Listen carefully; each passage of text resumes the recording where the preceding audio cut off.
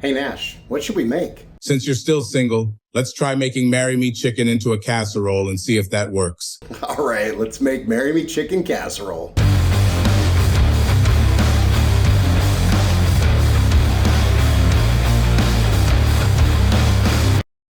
So Marry Me Chicken and all the Marry Me variants are a huge hit. They're really good. And they just might get a yes if you want someone to marry you. And we're all familiar with like your typical kind of Midwestern sort of chicken casserole with like some chicken and some veggies and some cheese. And then of course a can of that, condensed soup goop. But I was thinking, what if we replaced the soup goop with a Marry Me sauce and made a Marry Me Chicken Casserole that would be like 1,000 times better than a normal chicken casserole, but also be super easy, come together really quick, and just be delicious. So let's find out together. Without further ado, let's go.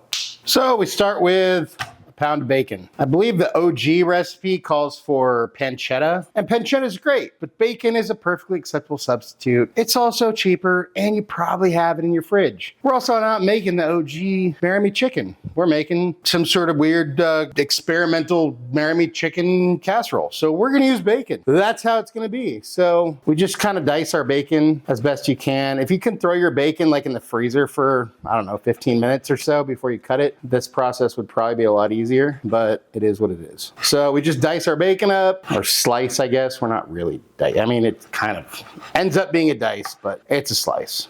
Then we get a different cutting board, one that's not all full of bacon E. coli or trichinosis. I don't know, whatever. Then we take a jar of sun-dried tomatoes, open that up. I like these. They don't look nearly as vibrant as some of the ones that are like super red, but I like these because they're nitrate, sulfite. And I just spilled a bunch of That's cool. No worries there.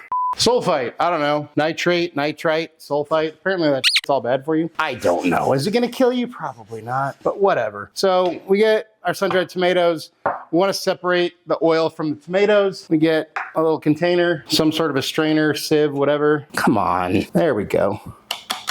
And just try and get all that out of there. We wanna save it. So we got our oil, we got our tomatoes. Get rid of that. Then we just get these guys nice and diced. Doesn't have to be fancy, doesn't have to be super fine diced. Just get them chopped. Chop them up somehow, way, shape, or form, so they're little bite-sized pieces-ish.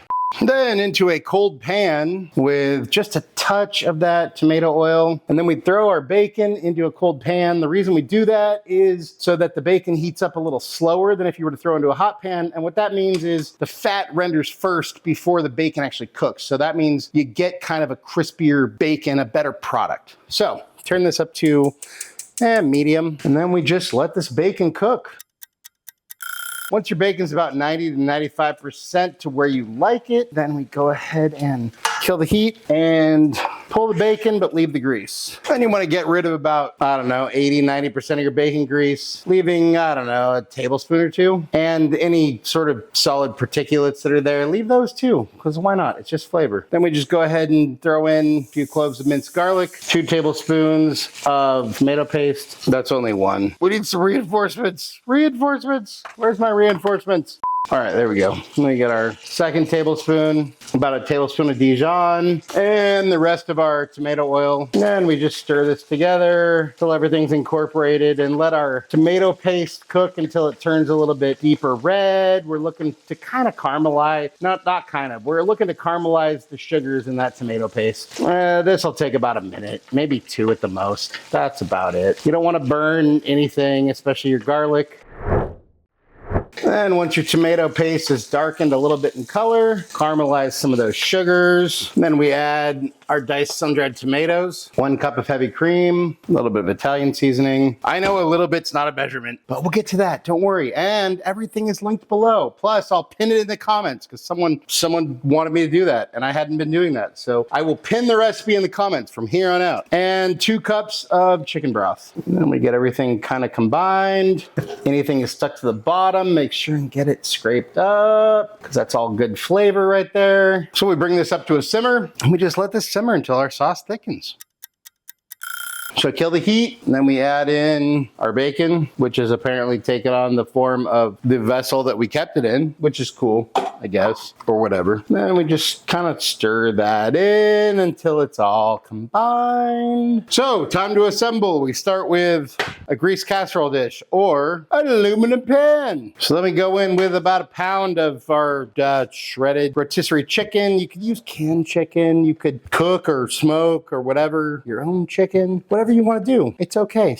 Then we add some cooked broccoli on top of that, or tiny trees, as some people say. Just kind of spread that out. I just used one of those frozen broccoli bags that you can steam to cook. Roasted broccoli might actually taste better. I don't know, but either way, do whatever you want to do. Then the typical casserole dish recipe calls for a tablespoon of mayo mixed with your condensed soup of your choice. I don't know, condensed chicken soup, condensed mushroom soup, whatever. So anyways, we'll just add a little bit of a layer of mayo that kind of resembles about a tablespoon. Then you would add a can of cream of something soup, but instead we're just gonna go ahead and add our Marry Me sauce. And then we just kind of spread this out. Try to save anything we spilled over here, you know. Yeah, you do what you can, you know, whatever. Then we just cover this with some grated cheese. You pick your favorite cheese. Could be some sort of a blend or some cheddar. It doesn't matter. You do whatever you want to do. And then we try to give it as even a coating as possible. And then just take a package of your favorite stuffing mix and just pour the dry bag, boxed, whatever stuffing mix over the top. I'm using cornbread because I happen to like cornbread, but you use whatever you like. You like the herb stuff? Use that. They got a bunch of options, so choose whatever is best for you. Then take some foil or a lid if your aluminum pan happen to come with a lid. Go ahead and throw that over the top. Don't seal it too tight. For now, we're gonna take this beautiful little casserole and we throw this in the oven for about 30 minutes. And I just realized I totally forgot Parmesan cheese. So you should have grated this into your sauce before we even threw it into the casserole. But either way, we'll just put it over the top of our stuffing mixture. You know, it is what it is. It's all good. We'll make it work. Now we'll throw this back in uncovered for the remainder of our 30 minutes. And here we go, right out of the oven. If you want to mix it up, go for it. But it looks so pretty, so I don't want to f it up. Oh yeah, look at that. If you do this correctly, instead of the way that I did it, you should be able to do, this should be good right out of the oven. You shouldn't need to stir it like I'm doing right now, because I f***ed up. But that's my bad, you know? If you learn from my mistakes, then you won't need to do it this way. I don't curate my I do it like I do it, and if I forget something or I f something up, that's what you get to see. Hey, enough out of you. I don't need your opinion. So because we just did what we did, I'm gonna go ahead and throw this in the oven for another 5 minutes. And here's our guy right out of the oven. This looks pretty good. I'm sure it's gonna taste delicious, but we're gonna let this cool for a minute and I'll see you in a second, thanks to the magic of editing. And let's go ahead and take a piece. Oh well. You know, sometimes it doesn't always look that great. It's a casserole. What do you expect? There we go. See, that looks pretty. We just had to like reconstruct it a little bit.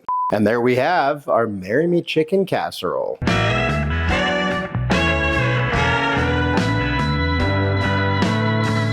And it's time for a bite. Cheers.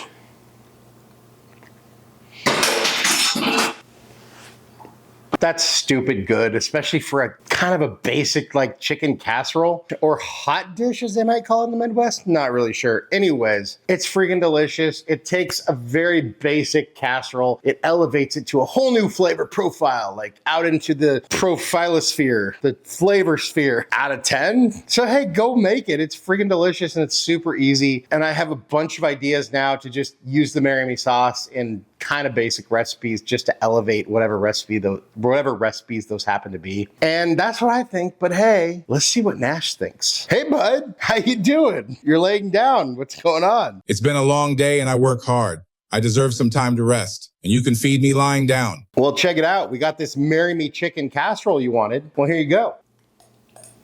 Well, what do you think? Oh yeah, that's a good one. Another dish I can use to grow my harem. Anything you want to say to your fans? You may say I'm a dreamer, but I'm not the only one. I hope someday you'll join us, and the world will live as one. Nash approves. I approve. Look, this is a great dish. The Marry Me sauce is just so freaking good. Go make this. It's freaking delicious. Thank you so much for watching. Really appreciate you all. Love you all. If you wouldn't mind taking a second to subscribe, like, share, comment, that would help us out. We'd appreciate that. Hit that bell for notifications. If there's anything you want me to cook, you want me and Nash to taste, go ahead and drop that down in the comments or head over to our website, timschaoskitchen.com. Send us a message there. And hey, just remember, cook more, eat better, embrace the chaos. That's it for now, folks. Until next time, be good and peace.